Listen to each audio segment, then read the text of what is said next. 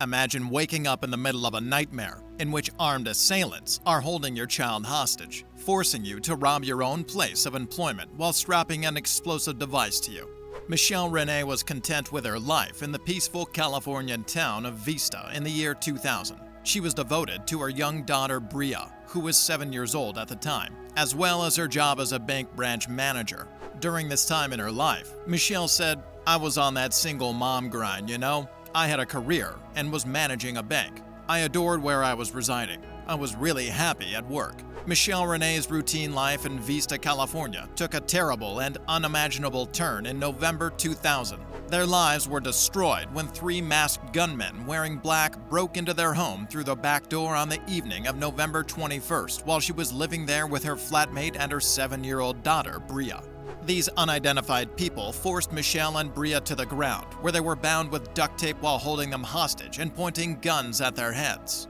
Then, the criminals put Michelle in a terrible situation by making her rob the bank where she worked. This harrowing incident set off a chain of dramatic events that would test her resolve. Later, Renee recalled her daughter's terrifying words, "Are you going to kill my mommy? Do you intend to murder me?" "No. Not if your mommy does everything we tell her to do," one of the men retorted.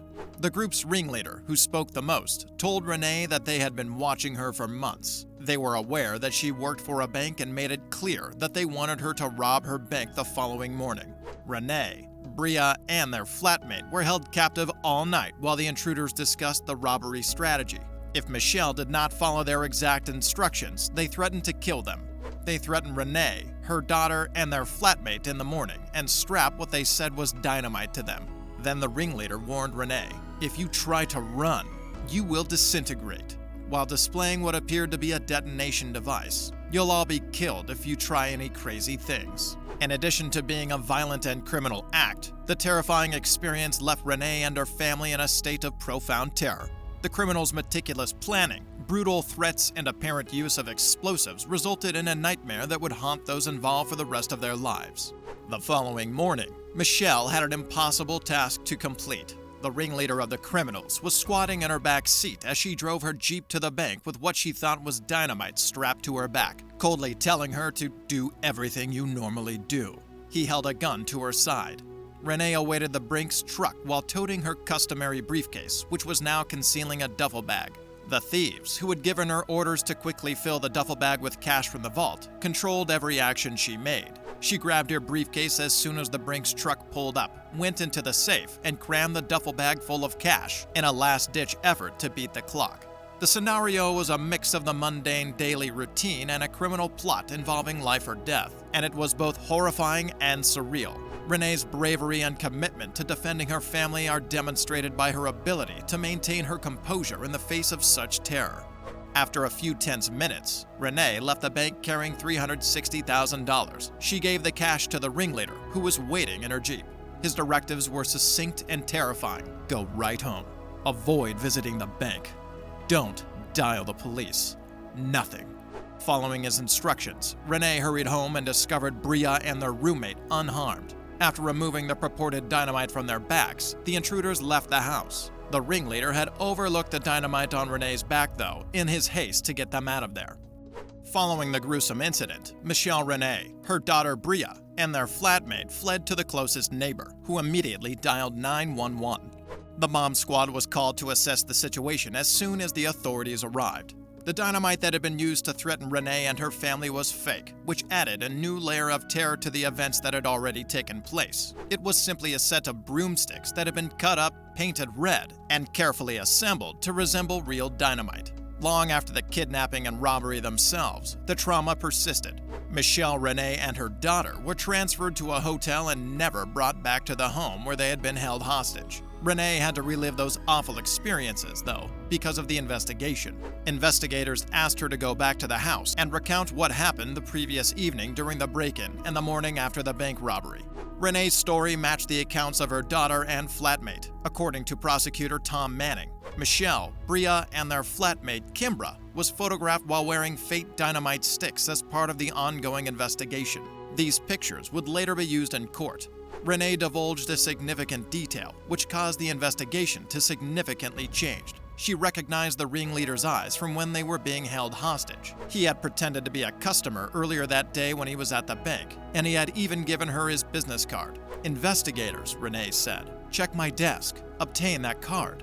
Christopher Butler was listed as the name on the card. On December 1st, 2000, Christopher Butler and Lisa Ramirez were apprehended during a traffic stop, bringing the investigation to a close. Michelle Renee's credit cards, bank money straps, a BB gun that resembled the one Renee described, the duffel bag used in the robbery, black clothing, and ski masks similar to those described were among the damning pieces of evidence discovered in the trunk and glove compartment of the car. These revelations were crucial in advancing the investigation because they helped law enforcement make connections and apprehend those responsible for the horrifying crime. A mother's love and resiliency served as the backup for the case's remarkable twists and turns, which were combined with the criminal's meticulous planning and the investigators' equally diligent work.